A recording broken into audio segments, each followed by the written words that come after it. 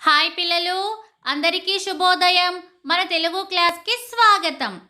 ఈరోజు మనం డా ఒత్తు గుణింతాన్ని నేర్చుకుందాం. సరేనా పిల్లలు?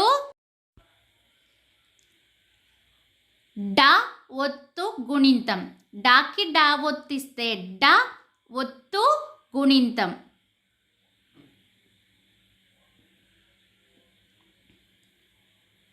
ఈరోజు మనం ఒత్తు డా గుణింతాన్ని నేర్చుకుందాం.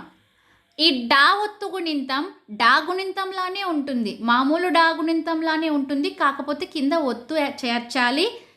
చాలామంది అన్ని అక్షరాలు డా గుణింతంలో రాసుకుంటూ వెళ్ళిపోతారు, ఎక్కడో చోట డా ఒత్తు అనేది మర్చిపోతారు. కాబట్టి ముందు నేను ఒత్తు రాసిన తర్వాతే గుణింతాక్షరం రాస్తున్నాను. చూడండి, డాకి డా ఒత్తిస్తే డా, డాకి గుడిస్తే డి. డాకి డా ఒత్తిస్తే డా, డాకి గుడి దీర్ఘమిస్తే డి. డాకి డా ఒత్తిస్తే డా, డాకి కొమ్మిస్తే డు. ఇక్కడ మనం కొమ్ము ఒత్తుకి ఎటువంటి అభ్యంతరము లేదు కాబట్టి ఒత్తు ఇచ్చిన తర్వాతే మనము గుణింతాక్షరాన్ని రాయొచ్చు, ఒక డా గుణింతంలో మాత్రమే. డాకి డా ఒత్తిస్తే డా, డాకి కొమ్ము దీర్ఘమిస్తే డు. డాకి డా ఒత్తిస్తే డా, డాకి రుత్వం ఇస్తే డ్రు. డాకి డా ఒత్తిస్తే డా, డాకి రుత్వ దీర్ఘమిస్తే డ్రు. డాకి డా ఒత్తిస్తే డా, డాకి ఏత్వం ఇస్తే డే. డాకి డా ఒత్తిస్తే డా, డాకి ఏత్వ దీర్ఘమిస్తే డే. డాకి డా ఒత్తిస్తే డా, డాకి ఐత్వం ఇస్తే డై.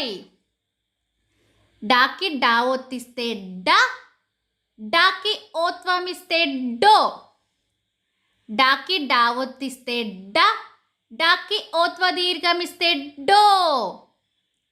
డాకి డా ఒత్తిస్తే డా, డాకి ఔత్వం ఇస్తే డౌ.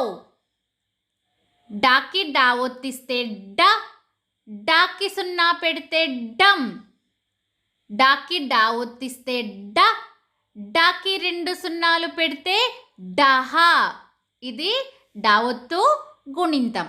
ఇప్పుడు ఈ గుణింతంతో వచ్చే పదాలు, వాటితో వచ్చే వాక్యాలు చూద్దాం. తెడు వేస్తూ పడవను ఒడుకు చేర్చారు.